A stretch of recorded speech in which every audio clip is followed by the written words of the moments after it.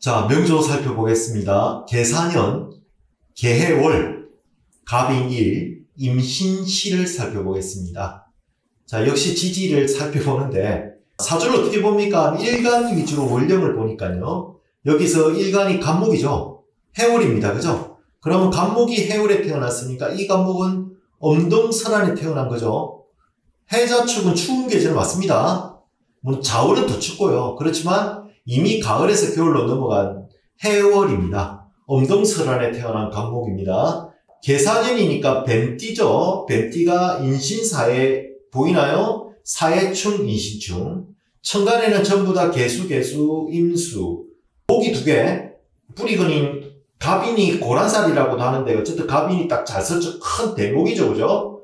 옆에 불이 하나 있는데 지지에 붙어 있기 때문에 별도면 안 되고 이 지지의 불은 사해충으로 날아가 버렸죠. 토는 없습니다.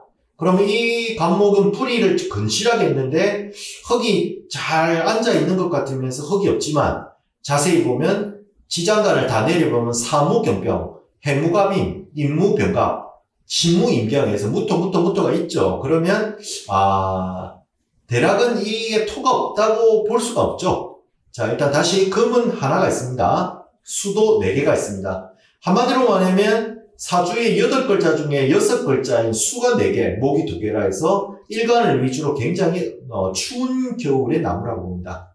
갑인이 해월에 태어나 추운 나무가 되어 사주에서는 화가 필요하다. 왜? 나무목은 조우를 보기도 한다 했습니다. 그래서 이렇게 추운 사주는 조우를 본다는, 조우용신을 본다는 말은 쉽게 말하면 계절이 추운 계절은 뜨뜻한 계절을 필요하고 따뜻하면 추운 계절이 필요한 걸 조우라고 하죠. 그래서 중화를 맞추는 게 조우니까 조우용신 쓴다라고 했습니다. 그래서 간목이 해월이라 추운 나무가 되어 화가 필요하다 해서 조우용신을 쓰는 겁니다. 수가 많아 화를 상하게 하고 사주에 토가 없고 수의 난동을 막을 수가 없다. 묘한 것은 지지의 인해가 합하기도 하고 사하가 절체봉생한다는 점이다.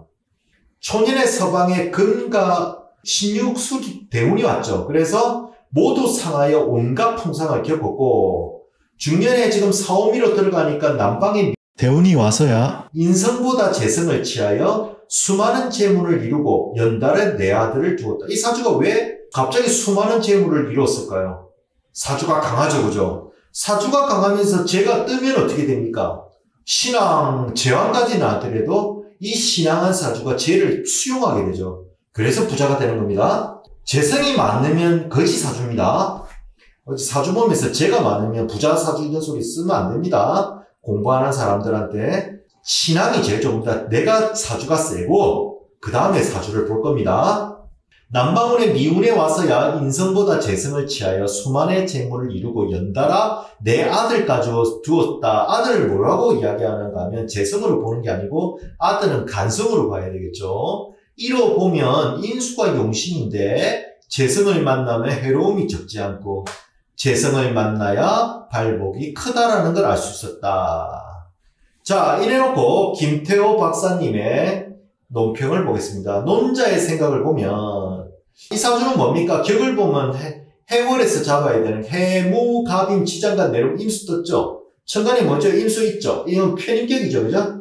그래서 논자의 생각을 보면 편인격에서 재성을 용하는 이 사주는 앞 사주와 거의 비슷하게 보이지만 일간 간목의 지지가 인의 합으로 용신을 충하지 않고 살렸다는 점에서 잘 보셔야 된다.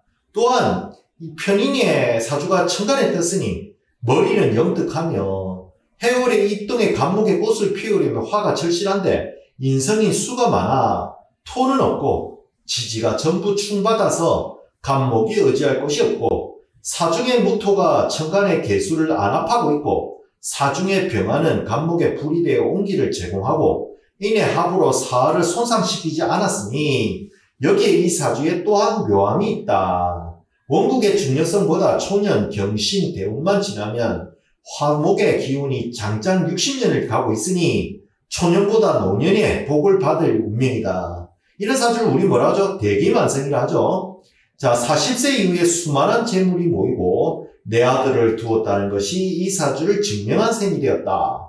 간목이 뿌리를 내리는 시기가 미토와 진토 때문이요. 시기의 신과 근, 화의 경금이 장생이니 간성인 아들의 기운도 좋아 보인다. 화재성이 용신이며 대운에서 용신을 극하지 않았다. 앞 사주에 비교하면 확연한 차이를 알 수 있을 것이고 해월은 소충이라 하였으니 화를 봄이 오미 당연하고 초년에는 매사가 이루어지지 않을 것은 금의 영향을 받았기 때문이고 뒤에 좋아진 건 화의 영향을 받은 거죠. 그러면 앞 사주와 마찬가지로 인성보다 재성이 필요한 사주이며 입태월은 갑인, 명궁은 임술이다 라고 하였습니다. 이상입니다.